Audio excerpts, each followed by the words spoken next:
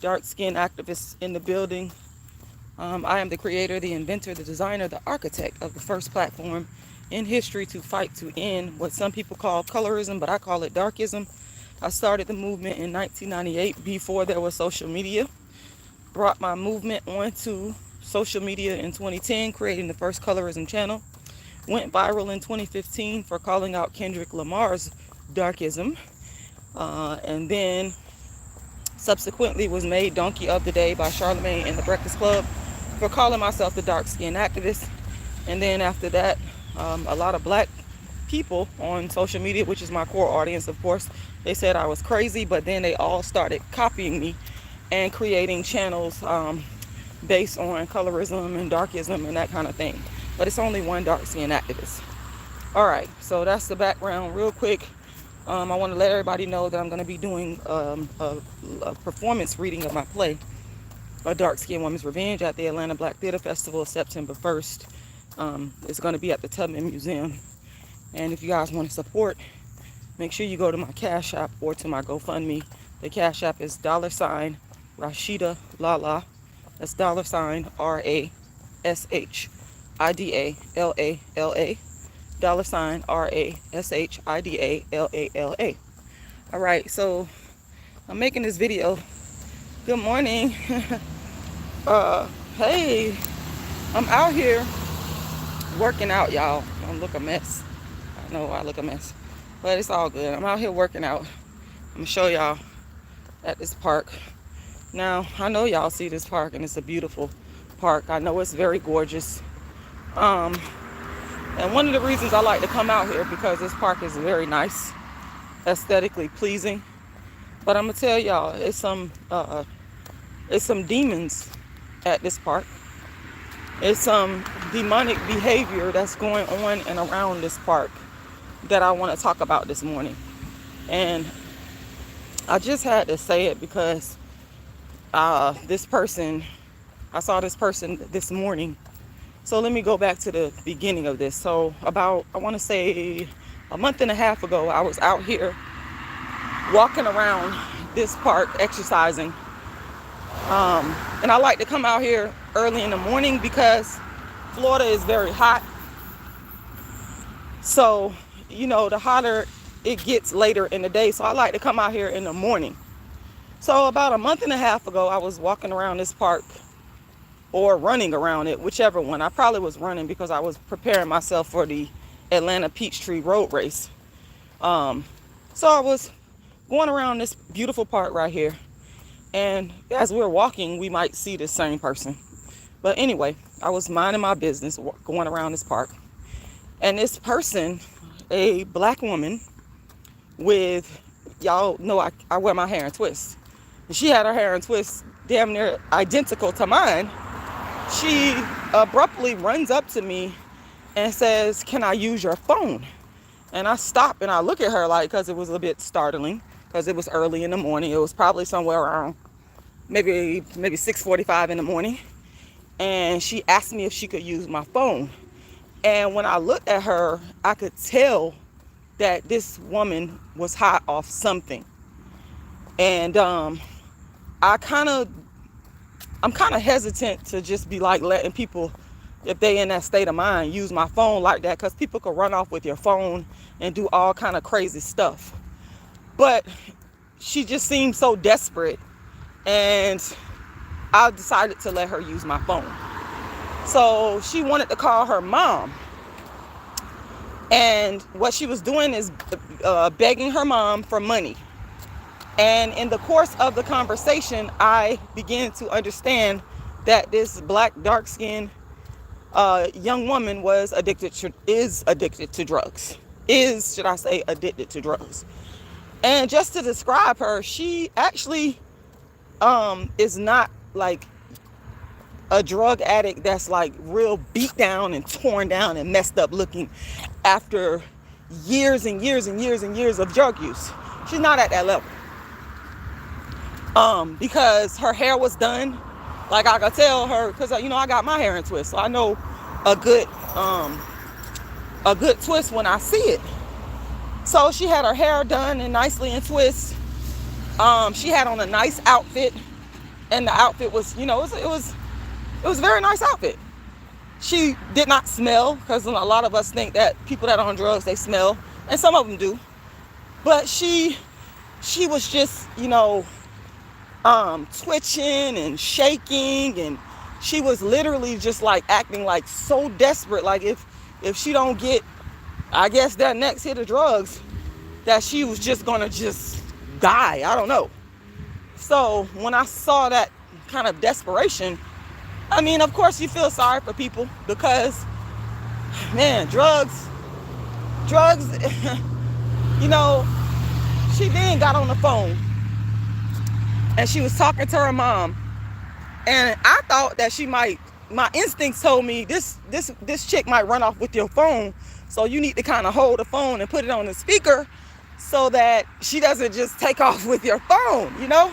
So that's what I did. I was holding the phone while she was speaking to her mother, and she was begging her mom for money, and her mom was like, I felt bad for her mom.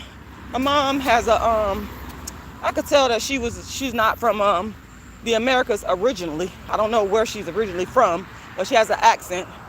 And her mom was like, you know, begging her to come home and saying, we will help you come home.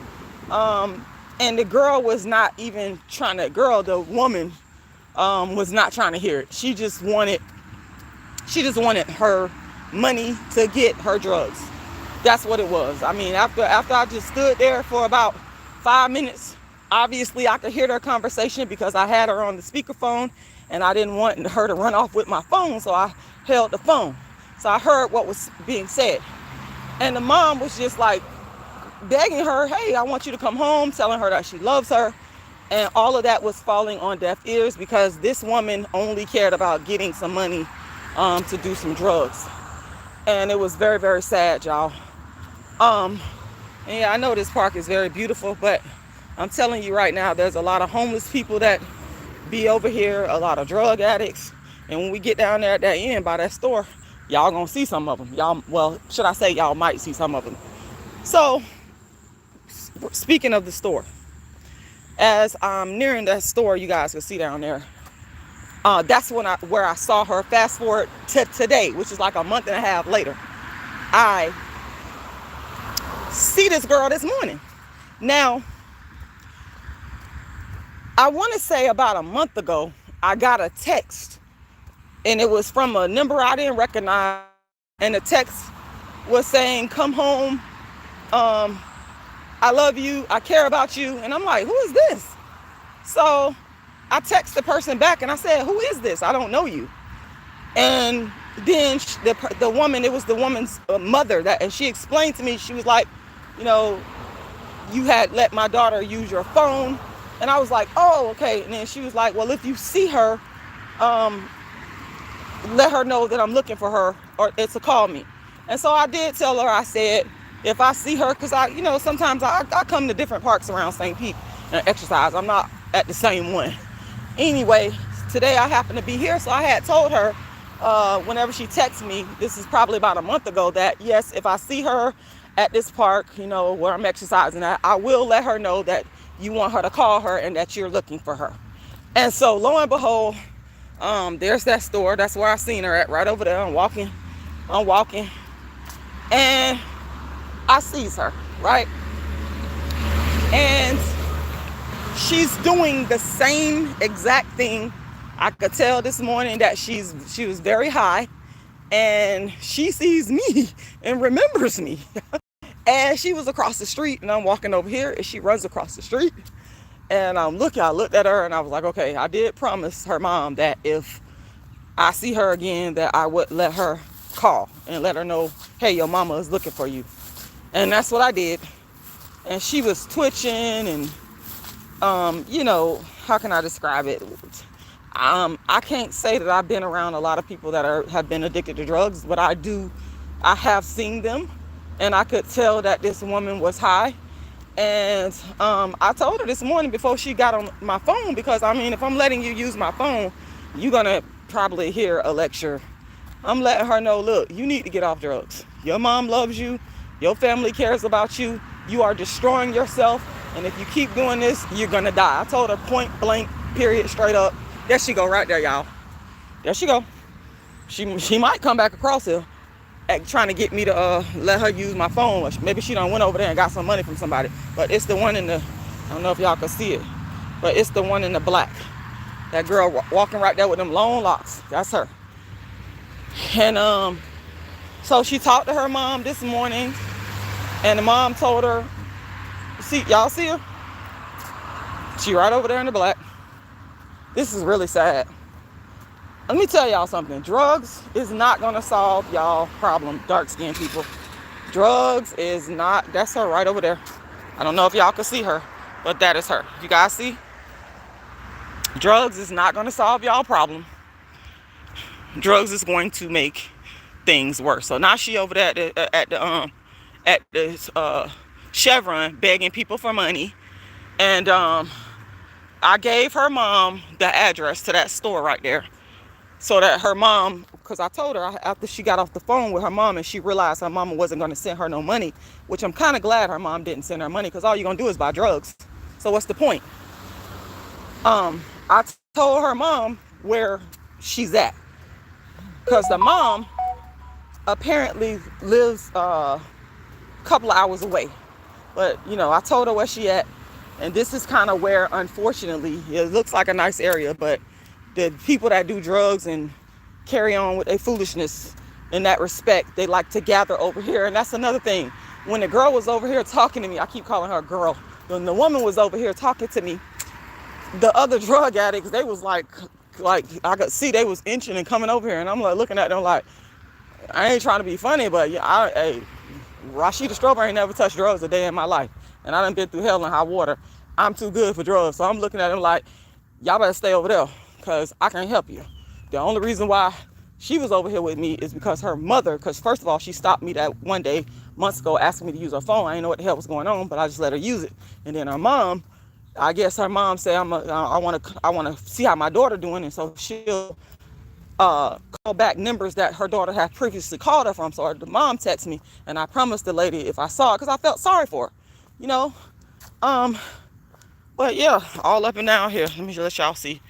My thing is, I've been exercising out here for years, and I'm not finna stop. I'm not finna let people that want to do drugs stop me from doing my exercise. Nah, they ain't finna stop me. I don't know what to tell them. But they have to keep that stuff at bay. I'll try to help you if I can, but all that extra, you know, you got to keep that at bay with me. So anyway, this person is just, it's just sad, y'all. It's very sad the way that, I don't know what have happened in that woman's life to where she feels like life is so bad and life is so terrible. I gotta go smoke some drugs and mess myself up and mess my life up. I don't understand these people. I don't understand these people. And I'm the perfect person to speak on this in terms of, I've been through some struggles in my life. I've been through hell and back. Grew up homeless, grew up poor. You know, if I had 5 brothers, I was the only girl. We lived in poverty. I had every reason to do drugs after all the really horrific things that have happened to me. So when I see people that's out here doing drugs and they say, well, this happened to me or that happened to me, I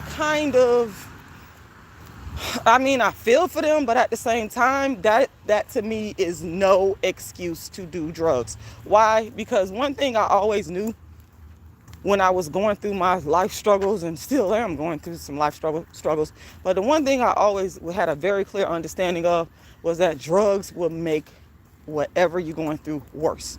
Drugs is not going to make it better. Drugs is not going to solve the problem. That's another thing. I'm big on problem solving. I like to find a resolution. Drugs is not going to solve your problem, dark-skinned people. Okay? If you being discriminated against, you experiencing darkism, and that has affected your education, that has affected your housing, that has affected your money. Let me tell you something. Turning to drugs is not going to solve that. If you really think, if you don't lost your man or your girl, and you think that going and smoke some crack is going to solve that shit, you are insane. You are a fool. Yes, I'm going to tell you. Now, I feel compassion for people, but at the same time, I'm going to tell you straight up exactly what it is. And some of y'all, you might get your feelings hurt. But sometimes y'all need to get your feelings hurt. You need to get shocked. Drugs and alcohol doesn't solve problems. It makes more problems. Dark-skinned people need to wake up and realize that drugs don't solve a damn thing. You're already in a messed up position because of racism and darkism. What drugs is going to do is it's going to make that darkism and that racism even worse. You're going to get treated even worse. Okay? I do not know what it feels like to get high, because I've never in my life got high, because I'm too good to get high. And whoever's offended by that, I don't know what the fuck to tell y'all. Yes, I'm too good to get high. I'm too good to get high for drugs. I'm too good to get high for weed. I'm too good to get high for alcohol. So I can't tell y'all what that feels like. But what I can tell you is whatever high you're experiencing from drugs, weed, alcohol, etc., it's not gonna last. This is why I don't understand why people do this. The stuff is not permanent. And then when you don't came up out of that high, you feel and you act all fucked up. And the problems are worse. You still gotta face life. So to me, in my mind, I feel like let's take this shit on, head on. Don't give me no temporary fix. Let me deal with you, life, head on. What the fuck you want to do? That's what I don't understand this about people. Instead of you seeking refuge in some temporary, something that makes you feel good temporarily, I feel like if you take whatever problem, you take it by the neck and you fucking deal with the problem. And y'all know what I mean. I ain't talking about a person. I'm saying the problem. And you tackle the problem and you handle that problem, chances are you're going to solve the problem and it's going to be dealt with. Whereas if you take some drugs that make you feel like, okay, I'm escaping from reality, you ain't escaping from no damn reality. Because when you come off of that high that you're on, that reality is still going to be there. Whatever bills your ass got is still going to be there. Whatever relationship problems you got is still going to be there. Whatever issue you got, it is still going to be there. So why not the logical, the sensical thing to do is to deal with the problem head on. That has always been my way. People get angry at me because they say, oh, you're fucking confrontational. Well, fuck y'all motherfuckers, I am. When I need to be. It works for me. Sometimes when you're dealing with a problem head on, you gotta be confrontational with it. That's how it goes in life. So, yeah, I did let her call her mom, but I held my phone because I don't know, I just had this inkling that this person might run away with my phone, and I don't want her to rip and run off with my phone. But I did let her call her mom, and her mom, I could tell her mom was happy to talk to her and was relieved to at least know, okay, you out here doing what you're doing, but you're okay. You're alive. So I feel blessed for that. So yeah, y'all, drugs and alcohol, dark-skinned people, we cannot turn to that. We got to find a better way. One of the things I've always done is I like to exercise. I like to keep myself physically and mentally strong. I love to exercise. I'm a very physically strong person because of exercise. And the mental benefits of exercise is amazing. Exercise will actually help you to solve your problems because you're walking or you're running and you're thinking, and that those feel-good chemicals are released and you come up with solutions to problems. I fucking love to run. I love to walk. I love to exercise. I also eat healthy. I'm a big advocate of eating healthy because if you're eating healthy and if you're doing things like fasting, your brain is going to work better. It's going to function better. Your brain will become a problem-solving machine. And also, exercise and good diet will help you to alleviate stress. That's another thing.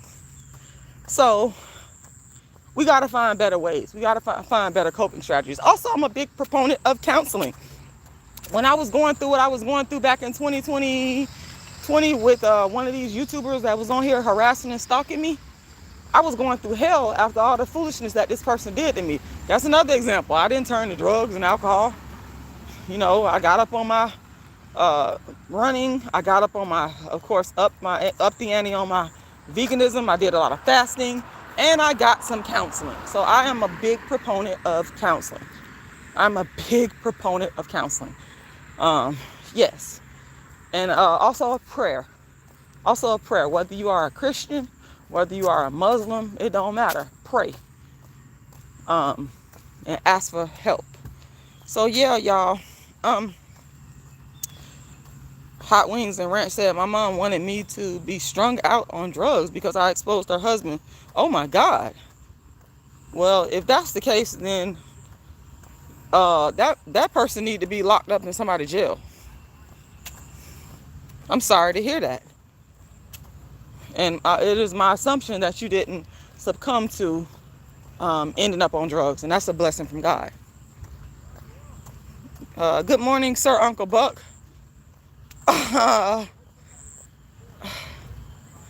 You say I'm eating my plants. Yep. Let's see. Richard Florida says, that's good.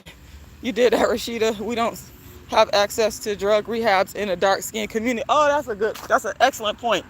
Well, you know what? You said we don't have access to, Richard Florida says, we don't have access to drug rehab in the black community. And I would agree. That's as a result of racism. That is as a result of darkism. But what I will say, yeah, we do have to fight a little bit harder for it, but it's attainable. I hate that we have to fight and work so hard to get resources that everybody else could get easily, but it's still attainable. It's still attainable. And my thing is, I'm not gonna let these racist folks, I'm not gonna let these folks make me feel so bad about my life that I'm gonna end up on drugs. They got me fucked up. We're gonna do this a better way. So a lot of this is mental as well. We have to become mentally strong because we're dealing with a war as black people.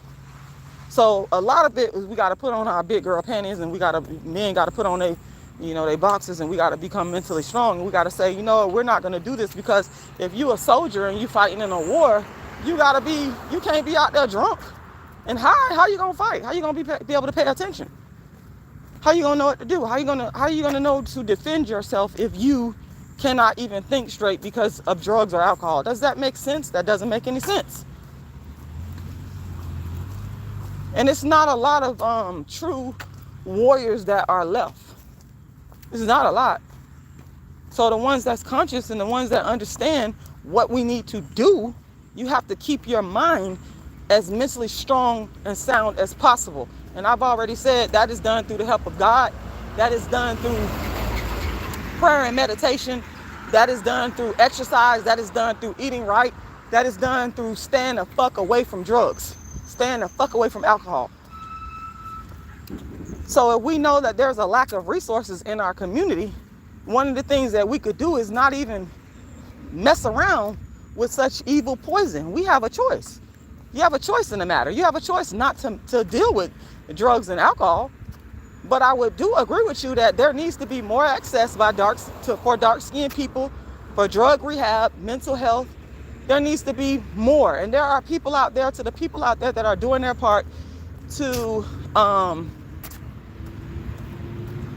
help create more access. I want to say thank you to them, because there are some people out there that are doing their part. There are some black people and of course even some white people that aren't racist, and they will, do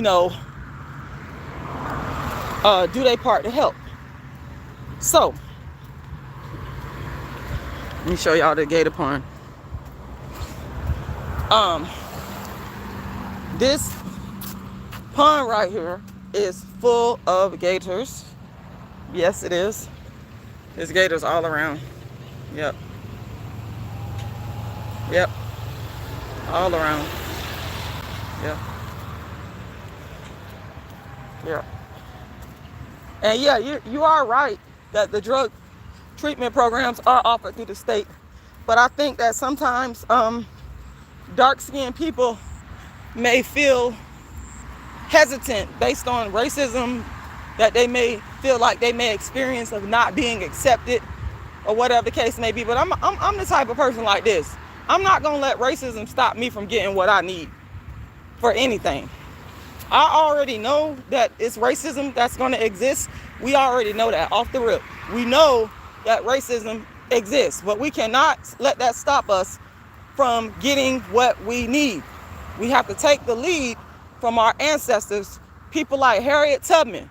We have to take the lead and we have to say, this belongs to me and I'm going to take it.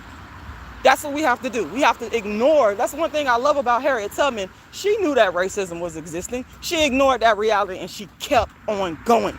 That is what we got to do, people. We can't sit up here and just be like, oh, there's right. No, well, we already know that's a given. Racism is a given. Darkism is a given in this world fucking prison. But you cannot let that stop you from attaining your basic needs. You must keep fighting. That is your human right.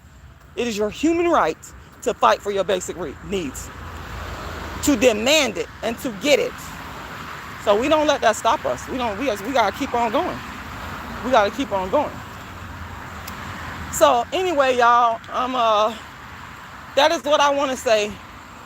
I'm getting ready to walk back over to this area where I saw her at, and y'all keep this young lady in y'all prayers, that God would kill the drug demon, because that's what it is. It's an evil, wicked drug demon, that God would deliver her from drugs. And let's keep her in our prayers, and let's also keep all the other black folks that have succumbed to drugs and alcohol in our prayers, that God would deliver them from this. Because at the end of the day, I also believe that it is God that can deliver us ultimately. We have to do our part. We all have to do our part. But at the end of the day, I do believe that God got to step in and be our major deliverer. So keep her in y'all prayers, because God, anything is possible. With God, anything is possible. We could do it. And I want to remind everybody, go to my website and download a free ebook copy of my book, Darkism, 25 Ways Dark-Skinned People Are Discriminated Against. My website is darkskinactivist.com. darkskinactivist.com. Once again, that is darkskinactivist.com. So you can go there and you can download a free ebook copy of my book entitled Darkism and read it. And also, please make a donation to my Dark Skin campaign. Dark Skin activism needs a lot of financial support. So the Cash App is $RASHIDA LALA. $RASHIDA LALA. Once again, $RASHIDA LALA.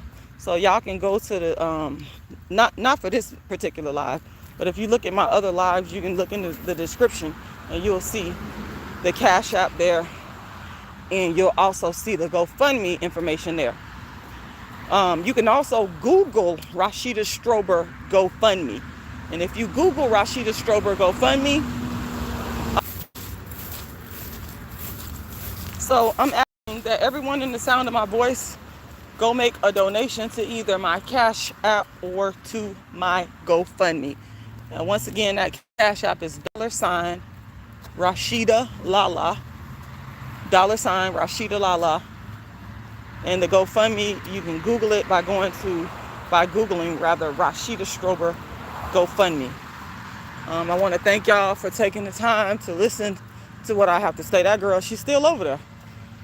I wish they would. It's sad. But she's at the one across the street. Not the Chevron. It's another corner store over there. So she done went over there. Went from one. But, I hope her people to get her. I do understand you can't force anybody in rehab. Can't force an adult into rehab. But still, a part of me wishing that somebody would come in and get her. And I'm pretty sure they've came and got her before. I could tell that Mom really cared just about a conversation. and that she's helped out before. But that's the prayer that I'm asking y'all to give, that this young lady, this young woman, really wants to change. Because she has to be the one that says, yes, I want to change. Yes, I want to go to rehab. Yes, I want to clean myself up. And then when she makes that decision that she wants to do it, God sends people into your life to facilitate and to help. Yep. So, yeah.